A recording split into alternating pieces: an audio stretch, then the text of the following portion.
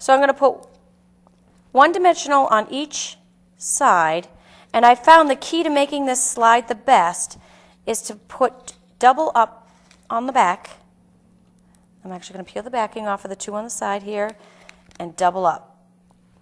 Just to give it that little extra room. Right. It doesn't show on the outside of the card, but it makes a big difference when you're spinning that penny. So everywhere else in the corners you just have one dimensional, but then right next to where the penny goes, you have two. Double it up. Mm-hmm. That will be the key to making it spin really nicely. Once you've peeled the backings off of your dimensionals, you can go ahead and stick this right down. Look at that. And then... And there it goes. So now you've got an action card. And now you have a moving card. And then here I use buttons for embellishments, and they will just stick on with some mini glue dots onto your front, and you have a really fun card that you can give somebody with some motion. Absolutely gorgeous. All right, well, thank you so much, Janet.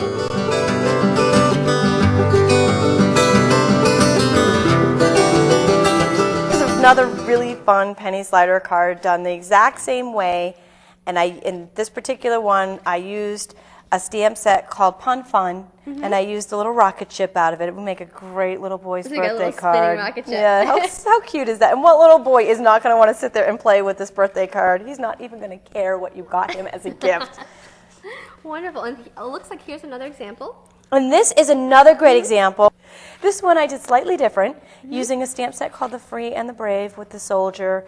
I love this set. It's very patriotic, and I just loved the effect of the spinning star here. And I'll show you how we made this one. Okay. This one I used some of Stampin' Up's Craft Naturals cardstock, and I used an 8.5 by 11 that I just cut in half. I'm going to use the bone folder to fold our cardstock in half to give it a nice crisp fold, and then we'll just put our base to the side. So I'm going to use our 3 layers on this panel. Okay. I'm going to use the Ivory Naturals, the Mellow Moss, and Chocolate Chip. And I've cut them each 1/4 of an inch bigger than the one in front of it. Okay, so it so shows us nicely. just a small little layer, just a little depth. I'm going to take the soldier and American flag image from the Free and the Brave stamp set. And I'm going to go ahead and ink this up in the matching chocolate chip ink and stamp it right in the center of the Ivory Naturals. So we have our image of our soldier on our front layer. Now, I'm going to rough up the 3 layers so they have a little bit of dimension and they look aged, because I think that the image really looks great with the aged effect. Using our Swiss Army knife, again, the cutting tool and the perforator, I'm going to go ahead and rough up the edges of all 3 panels. It makes it really quick, too. Yeah, I know. I love toys. Once we've roughed up all 3 of the panels, I'm going to continue with the aging process by using the same chocolate chip ink pad and rubbing it directly on this panel. And just the middle, It's just a little bit, so it gives you that age. It looks like it's old. And I'm going to do that again with our card base. And you're just doing it directly from ink pad to paper. And I'm going to go right on the... Look at that. It goes right on, and it looks antiqued in seconds. Seconds. If only furniture would antique that easily. Next, I'm going to go ahead and attach our layers using some snail adhesive.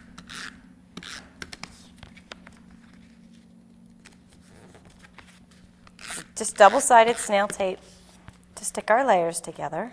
And having the roughed up edges actually really gives it some dimension. Yeah. I'm going to use the 1/8 of an inch handheld punch, and I'm just going to punch 2 holes. From here? Okay. Yep, and what I'm going to use these for is to attach ribbon onto our panel. Okay. This is chocolate chip twill. It's brand new from Stampin' Up. Yep.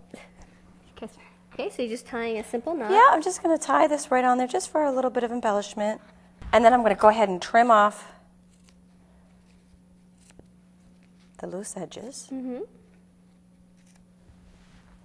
Very nice. And stick this down.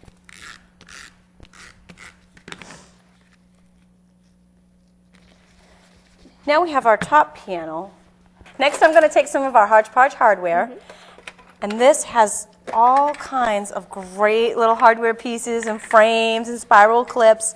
I'm going to use a pointer from here, and I'm just going to take a paper piercer. This is from Stampin' Up's Crafter's Toolkit, and just pierce a little hole there. Oh, so that's nice. So just because a hole puncher wouldn't reach all the way into the exactly, and that will pop anywhere in your paper.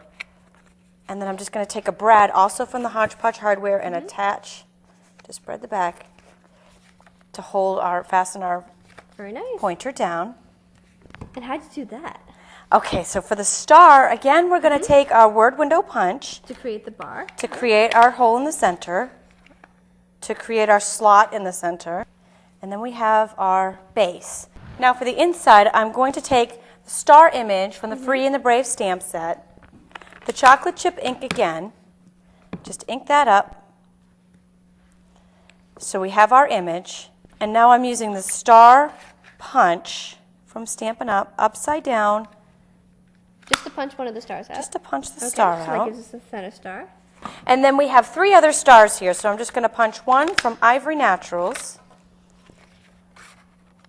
one from Mellow Moss. Look how easy that is. You know, there's really, all of these cards are so simple. They're just made to look like it took you a lot of time. So you're just going to put them together with the And we're just snail. going to snail together.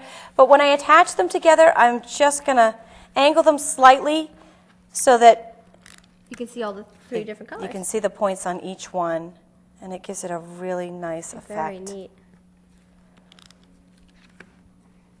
And I'm going to stick that one star right in the center, and I'm going to bring our paper piercer back and just pop a hole right in the center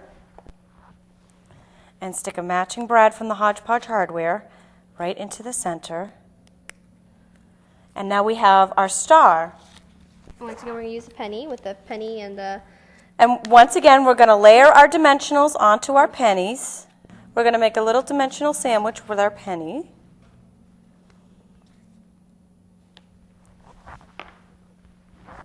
And then stick the star. And Look then at that.